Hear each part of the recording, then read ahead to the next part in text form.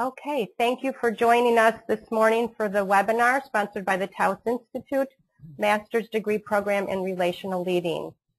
Today we are talking about relational leading, generating new possibilities. We're going to be listening to Ken Gergen and Ginny Belden-Charles as they are in conversation about relational leading. And today is April 24th, 2014. And I'm going to ask Saliha to introduce our presenters. Saliha Bava. Thank you, Dawn, and welcome all to the conversation. I'm your host, Saliha Bava, and the conversation is an online space to explore social and relational practices that promote creative, appreciative, and collaborative processes in families, communities, and organizations all over the world. Our guests today are Ken Gergen and Ginny Belden-Charles. Ken is the president and co-founder of Taos Institute, and Ginny is a consultant and director of the Taos Institute's Master's Program in Relational Leading. The conversation today is generating new possibilities for results in a complex world. Ken, let's start with you. Thanks, Saliha. You know, I just felt so inspired when I saw, over 200 people signing up for this webinar. It was fantastic, and it's only 30 minutes long. I feel like I've got to say everything at once, and I can't. But I'm so excited about everyone being here. A number of names. I'd just like to talk with you in person. And I also feel, there's a sense of which the groundswell here to me represents a sort of broader sense that we can change our institutions, that we've created these institutions, we've co-constructed them, and they don't have to stay that way, and we don't have to tinker with them. We can actually, from the ground roots up, and with a lot of special talents and so on, change them for the better. And I think that's what we're involved with relational leading. It's a movement to generate change, and particularly the way in which we work and play in organizations. Now, I need to say a little bit about the background, then I'm going to ask Ginny if you could join in here. I think the problem that we've gotten ourselves into largely is a result of, let's say, the last century's major metaphor of the organization, which is essentially the organization is a machine. That is, we can generate organizations, we can create them on the basis of a rational model. We know how that model works. It would work like a well-running machine if the organization is functioning properly. Each employee in the organization has a function. They are hired to fulfill that function, and they are evaluated in terms of how well they do fill that function. We have managers who, not sort of charismatic leaders, but managers who then make sure the machine is operating properly, make sure that the orders go down and are fulfilled by the various people. And if everybody does their job according to this top-down, things will run well. And then a lot of surveillance and evaluation of the individuals in terms of their performance. Now that way of thinking, which goes back to Taylorism, but actually is still the dominant model, although not Tayloristic, it's the dominant model, is created kind of a monster to live in, that we function in these organizations as kind of machine parts, overworked, underappreciated. We simply come in to fulfill our function. We're under evaluation all the time. We're competing with our colleagues for the next position up. And generally speaking, these organizations have very little meaning for us. We simply look around for a better job or a better way to find meaning in life, and there's no sort of juice in the organization. Now, what's sort of those problems have been around a long time, but there's an added twist that's come in the last 20 or 30 years, which is technology. Now we've got technologies which rapidly send messages around the world in which people are innovating, creating new values, creating new opportunities, creating competition, creating new innovations and so on, so that any organization that remains highly stable in those contexts is probably in danger. And that mechanistic model is one which more or less assumes you've got a thing there. You know, you've got a machine-like thing there, and you can tinker with it, but you can't easily transform it. So the very metaphor sort of stands in the way of change, particularly rapid change, and change which involves an enormous amount of fine-tuning within the organization itself. One can hardly order that kind of fine-tuning from the top. Now, as I said, a lot of sort of disgruntled employees and a lot of people who've written leadership books in the last 20 years which do point to the problems of that machine metaphor and search for alternatives. I mean, you've got appreciative leadership, fusion leadership, service leadership, and so on, all of which are trying to say, hey, wait a minute, these organizations are more human. We've got to do something to play up the human parts of this. We can't treat people in machine-like ways.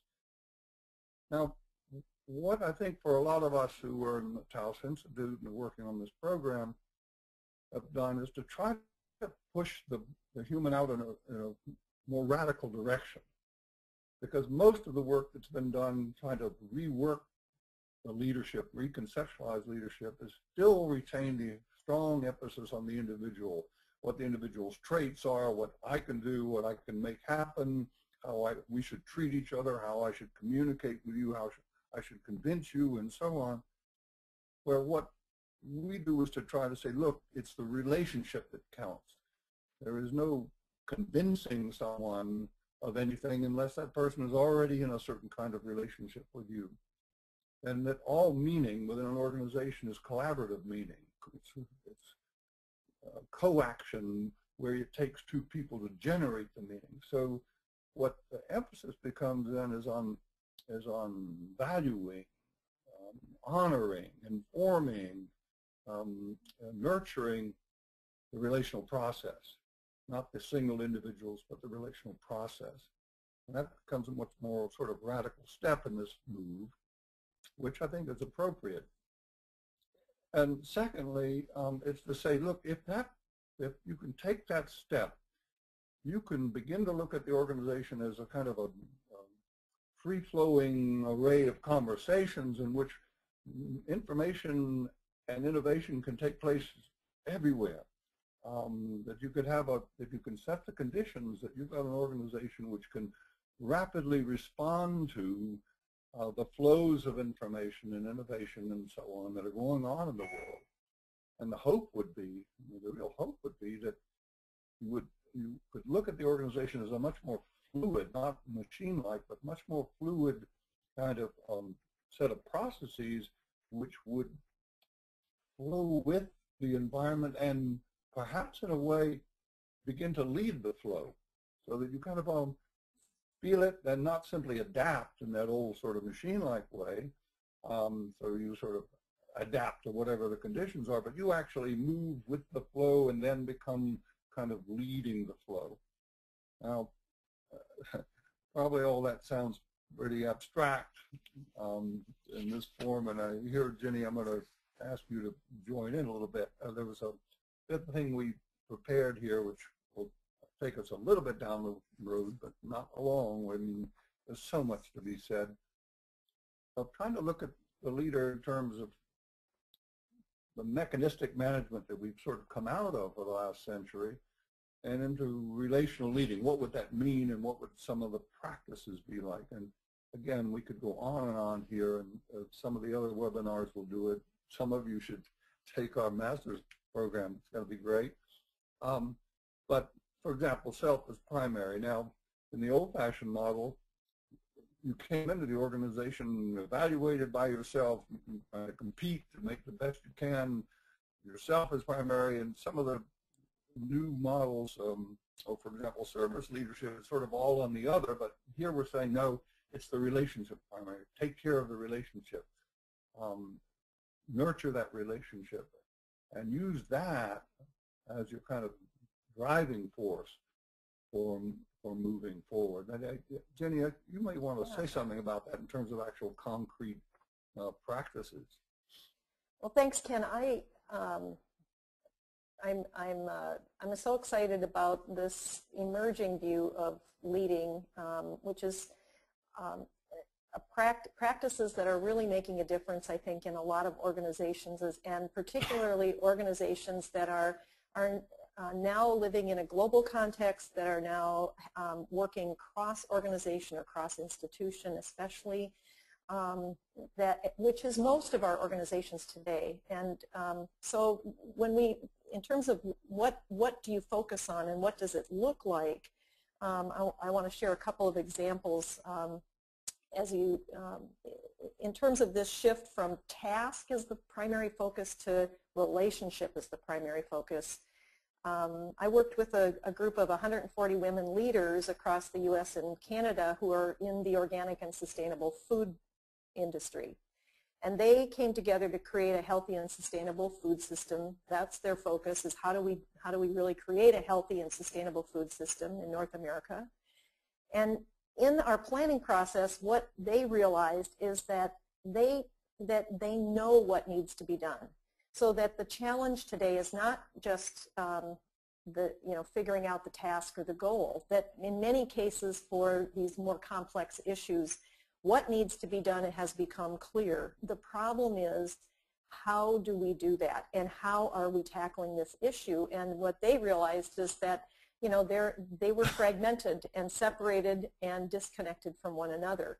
And so the big relational turn in this project was when the group realized that they needed to focus on how to be together differently to create a healthy and sustainable food system. And that shift to the focus on relationship became the primary focus of their gathering, their coming together, and their work together. And the result is that they ended up agreeing on ways to work together differently, and especially across ethnic, racial, and socioeconomic divides, in order to build a stronger network and greater collaboration to address the challenge that they shared.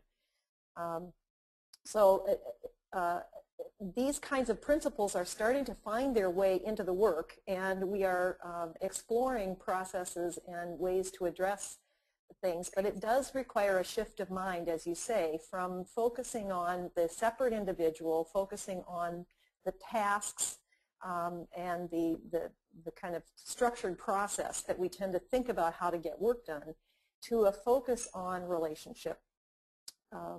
I have another project that I would share where leaders across the state of Minnesota are working together to end domestic violence. And they came together to look at a challenge that's happening in the field of really no new resources and service providers going out of business.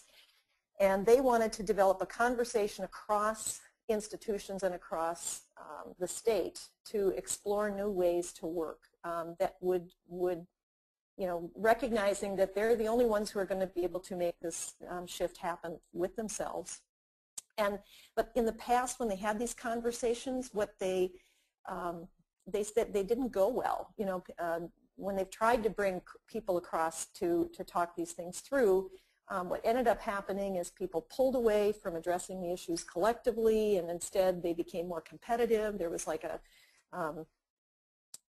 competition for funding that was really driving a response that was not very adaptive, and it wasn't very creative. And so again, the turn in this project is when they recognized that they needed to develop conditions for leaders to come together in a way that would strengthen relationships and build collaborative solutions. So that idea of shifting from such task focus to how do we set the conditions for a different kind of solution to come forward. And so a diverse planning team came together. They structured a meeting without actually setting specific goals or outcomes, but really with questions that needed to be addressed across the field and some principles for how to come together differently, how to engage each other in relationship differently. And in that situation, there were 40 leaders that came together from across 30 or more organizations for a day and a half And in that day and a half, they identified 5 strategies that they could collectively work together to move forward within, across their organizations. Ginny, let me just ask you something. Yeah. This is off the cuff, but this is a conversation of sorts. Some might say, look, what you've outlined there is, it's really impressive, but do you think it required too much process time? That is, the old-fashioned mechanistic model, look, I just order you to do what I want to do, and here are the instructions, get it done. Right. And what they're talking about are some fairly long conversations. I could imagine someone saying, why do I have to sit in these meetings all day? I just can order it and it'll be done. Right. What would be your answer to that? Well, there's an old phrase in my work that goes way, way back that says you got to go slow to go fast.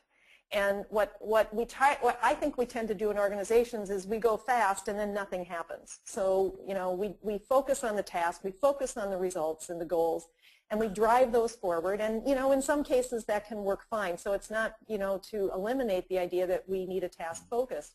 Yeah. But I think what happens is that we end up in a lot of cases, and especially around complex issues, cross-cultural issues, global kinds of situations, we think we can operate with that same kind of short-term task-driven focus. And what happens is nothing happens. We're pushing and pushing, and the real issues don't get solved. And certainly I think we can see in terms of environmental and social conditions around the world, we aren't doing very well in quickly addressing those kinds of issues with the old focus. And I think, that if, just to add to that, to get a field together and in a day and a half to be able to, set some strategies across organizations is pretty swift work. Doesn't mean it's going to happen overnight, but that's pretty quick. But it did take a planning group some real thoughtful time in setting conditions for that to happen and happen well. Because too many times we go to these big meetings or we come together and people end up leaving frustrated and things don't happen because we haven't taken into consideration these new ways of working. Yeah. Let me link that back to this little phrase here on the slide here: omniscient versus collective intelligence.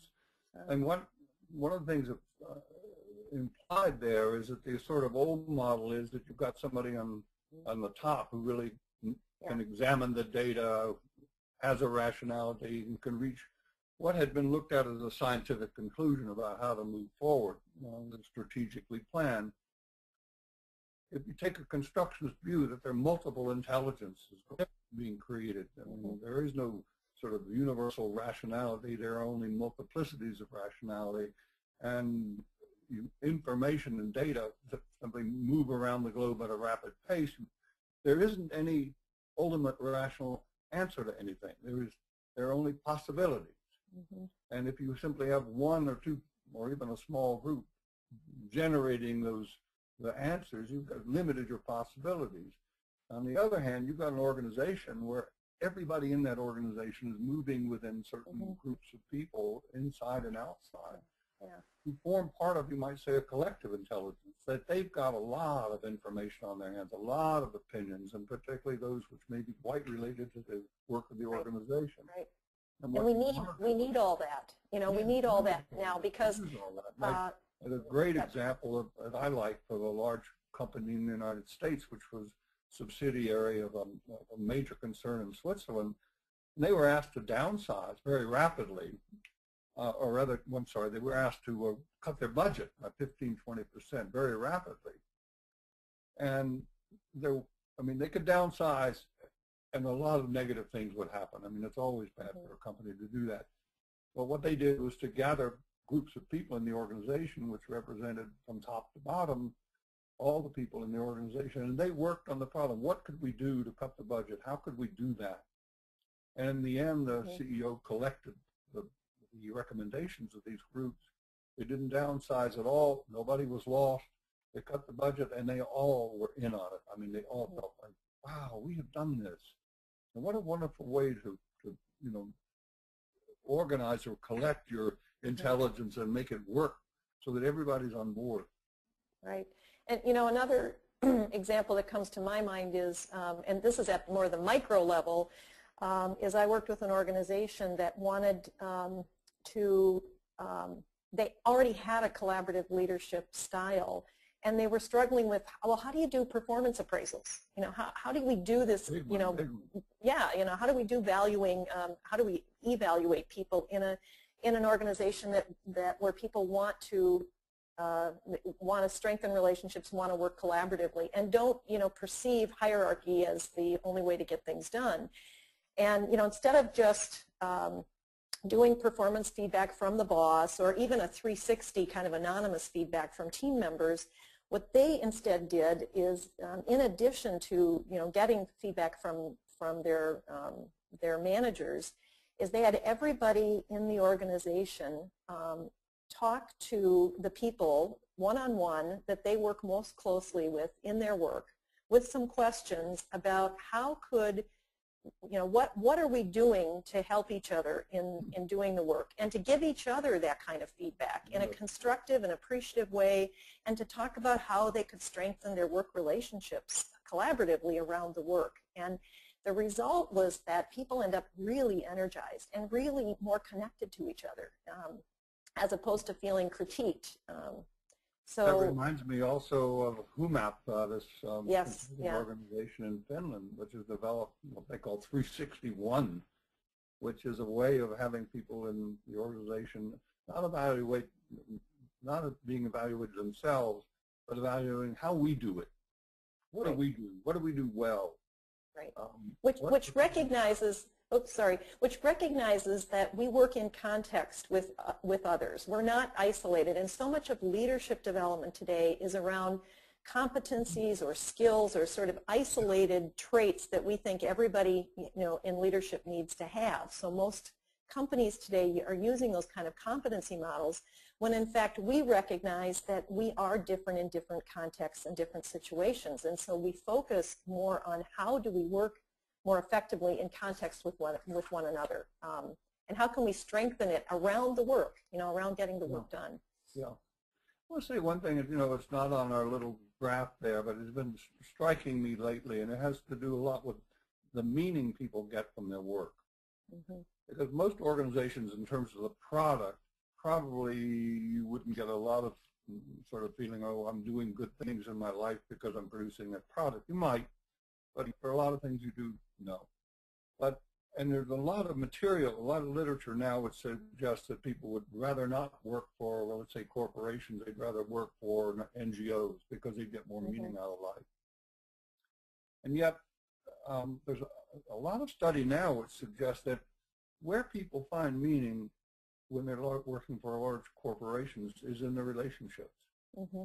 And that if you can nurture those relationships, if you can set them, you know, sort of help them to move in ways that are not competitive and isolating, that indeed, if people are treating you well and you feel valued, you feel part of it, you can make a participation, your voice is being heard, you will derive meaning from that. It's that social context from which that sense of purpose emerges most clearly. A study I heard recently suggested that over 80% of people in jobs in the U.S. are looking for other jobs. Yeah, and in exactly. fact, I mean, that's what's going on, is that, you know, if you as a leader understand that you've got, you know, a majority of people who are just not that engaged, and we have many, many programs out there trying to develop employee engagement, but we continue to focus on the wrong things to get that. Exactly, exactly. Yeah. You know, we have other things we were going to talk about. If we could, you could just flash up a couple of other. Sure. Yeah, I think we can do nothing more than say, hey, look, we would love to talk with you another 2 hours. But and we'll keep talking about these things. This is part of what we're going to be exploring in our program too. Slide, by the way. There we go. Yeah, these were practices to begin to think of all the levels that you need to work at. In terms of everyday dialogue, how you say hello to someone. I mean, there's the whole sort of ways of talking. Small groups, how you get group involvement. Yeah. How you do something that would involve the whole organization. I think network analysis is probably not the best term there. You had another phrase for that. Oh, did I get the wrong slide up? Yeah, we were talking about this one, that you know, it's really whole system care, you know, from whole system kinds of processes, but whole system care, and how do we pay attention to that? Yeah, I like that term a lot. Yeah. And then inner organizations where you don't necessarily look at yourself as competing with everybody else, like a Darwinian in survival. You look at yourself as working collaboratively with as many organizations as possible. Yeah. Yeah. Huh. All right. It's now past Are the we time running out of time? Stop this. I hate to do it. What do you suggest? Well, I wonder if I'd like to just mention a couple of things about what we're doing in our program.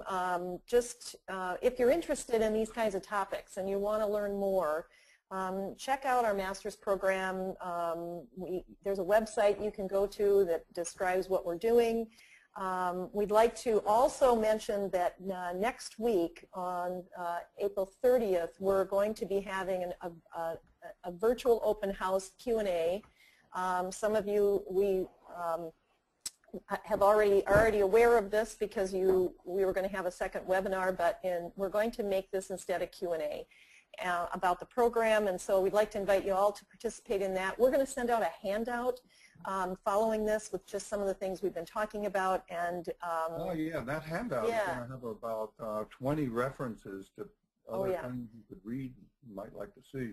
Yeah, that's right. And there'll be a link in that email to the Q&A next week. So we'd love to have you join us. These are the exact questions we're going to be diving into, and and also the questions that you've been sharing with us. There's so many of them. We're going to be forwarding those on to some other presenters who are going to be doing webinars for us. And Sally, how do you want to talk about those webinars? Sure, Ginny. Before I jump in, thank you both. Our responses that are flowing in are really, people are loving it. They want to hear you for hours and hours. And people's request is to make it 60 minutes long. So there you go. Yeah. And a lot of requests about putting this webinar, the slide online, and it will all be available on Taos website, and the link will be sent to you along with that follow-up email that we'll be doing. So you will have access to all of this. And thank you all for joining us. It's been a rich conversation. Thank you, Ken and Ginny, again for all the ideas and practices. I'm just going to acknowledge one question. I'm not being fair to everybody here in saying this. One example of a question is, are there examples of how to set the conditions for these conversations? I think it's a really rich question, and some of the other webinars will be taking on that question as well. So as Ginny mentioned, we are going to be having these follow-up webinars coming up.